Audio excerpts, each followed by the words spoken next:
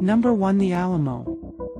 Many believe the Alamo to be the most haunted spot in San Antonio. San Antonio's most iconic spot is said to still hold the spirits of the men violently killed while trying to defend the Alamo. More than 180 Texans died. Visitors have reported hearing moans inside the building, and even nearby hotels are said to have the spirits walking around and emerging from walls. One story says that after Santa Anna surrendered to General Sam Houston at the Battle of San Jacinto in 1836, orders were snuck back to a small Mexican force in San Antonio to destroy the Alamo. The men sent to destroy the building returned to their commander unsuccessful, reporting ghosts with swords of fire guarding the shrine. Number 2. The Lambermont. The Terrell Castle, also known as the Lambermont, is the site of tragic deaths. The first victim was Edwin Holland Terrell, who commissioned the castle in the early 1900s. Suffering from the effects of syphilis, Terrell decided to end his life and shot himself in the head. However, he missed and didn't die until 10 days later. During World War II, the castle was split into apartments for military families, and one day a soldier came home to find his wife in bed with another man. He shot the lover and pushed his wife off the third-story stairwell to her death. To this day, people report seeing objects move, hearing heavy footsteps in the hall, children playing, and odd smells permeating the air. Number 3. The Alamo Street Theater. Built in 1912, the building was originally the Alamo Methodist Church before it was converted to the Alamo Street Theater in 1976. It has since closed and reopened in 2016 as a hot dog restaurant. This was the first building in San Antonio to receive the South Texas Ghost Hunters Alliance Officially Haunted Award. It is said that several ghosts inhabit the space, including an actress named Miss Margaret and her seamstress Henrietta, who sometimes appears as a puff of smoke. A boy named Little Eddie, who is thought to have died of polio at age 12, is also reported to haunt the building. Eddie's is a bit more mischievous. He enjoys levitating or moving objects and shoving people from behind. There is also a former parishioner named Alvin who appears where the church services used to be held. Number 4. The Suicide Oak. Historians say Suicide Oak was the place for frontier justice in the early 1900s and was such a staple in the community, that when a windstorm blew it down in 1914, they had a one-page obituary for it in the San Antonio Light newspaper. Legends say a girl hanged herself from the tree after a fight ended her relationship with a motorman on the Alamo Heights streetcar line. He found her the next day when he came into work, and a week later killed himself in the same spot.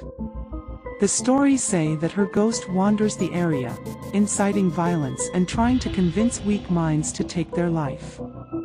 Number 5. The Freeman Coliseum. Built in 1947, it was originally called the Behar County Coliseum, but later renamed the Joe and Harry Freeman Coliseum for the brothers who promoted its construction. Today, it's a sports and concert venue, known for hosting the San Antonio Stock Show and Rodeo. Several stories have emerged from the venue's history, including bloody ghost babies found on the floor from satanic rituals, the ghost of a woman who was trampled to death at a bull riding event, and even cackling laughter coming from a clown who died at the circus. One of the most famous stories, however, is the legend that Teddy Roosevelt trained his Rough Riders in the Coliseum. Individuals have reported seeing ghostly figures believed to be some of the Rough Riders who still roam the halls. Number 6. The Menger Hotel. Once known as finest hotel west of the Mississippi, it sits next to the Alamo. Not only is it close to where the battle at the Alamo took place, but during the Civil War it was converted into a hospital for the sick and wounded. It has also seen devastating fires, murders, suicides, and even housed Teddy Roosevelt's Rough Riders recruitment. Employees and guests have reported dozens of ghost sightings at the hotel. Some say there are as many as 45 ghosts in the hotel. It is also said that Teddy Roosevelt's ghost still hangs out at the bar. Among the better-known spirits are Sally White, an 1870s chambermaid who was shot by her husband because he believed she was cheating on him. Employees have seen a woman believed to be Sally in a uniform with an apron, a bandana wrapped around her hair and with her arms stretched out and full of fresh towels. Another spirit that is said to haunt the hotel is Captain Richard King, founder of the famed King Ranch, who died at the Menger in the room now known as the King Suite. A ghost dressed in a BOLO tie and black hat, said to be King, has been spotted many times. The elevator in the original building is said to regularly stop on the 3rd floor, where the King Suite is located, without being punched. Number 7. The Emily Morgan Hotel. Known as the 3rd most haunted hotel in the world, the Emily Morgan is another hotel that sits adjacent to the Alamo. Before it became a hotel in 1994, the building was a medical arts building in the early 1900s, with the basement housing a morgue. The most haunted areas are the basement, as well as the 7th, 9th and 14th floors. The 14th floor used to hold the psychiatric ward, surgery level, waiting area and morgue. Guests have reported feeling cooling sensations, the lingering heavy scent of medicine, and some have even said they have opened the doors to the hallways to find a scene from a hospital. People have also said they have had doors open and close on their own, lights start flickering and spirits of nurses appear. Number 8. The Huebner-Onion Homestead. Legend says, in the 1800s, Joseph Huebner, who liked his liquor, accidentally drank kerosene instead of whiskey. When neighbors found him collapsed, they couldn't decide if he was dead or just drunk.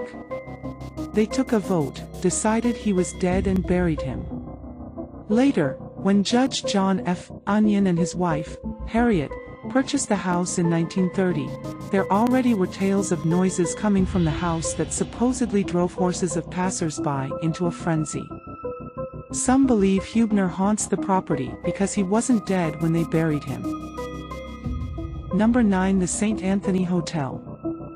Built in 1909, the St. Anthony Hotel was designed for society's elite, and at one point had one of the most exclusive nightclubs in the country.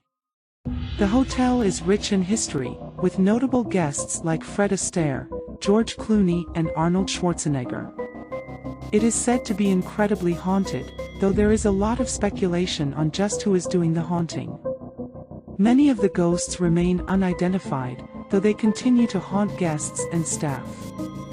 One of the most famous is the Lady in Red, a woman in a red sheath dress seen roaming the halls and into the restroom. Women standing at the sinks washing their hands, say the Lady in Red struts through the doors with heels clicking against the marble before entering the stall and vanishing. The 10th floor is supposed to be the most haunted, where employees say they have heard footsteps following them or that there is a man who rides the elevator until the 10th floor and then disappears. Number 10. The San Antonio State Hospital. First built as the Southwestern Insane Asylum in 1892 to house the mentally ill, historical accounts from patients report widespread abuse and mysterious deaths plagued the early years of the hospital. People say the ghosts of former patients still roam the halls, warning current patients so they don't meet the same fate.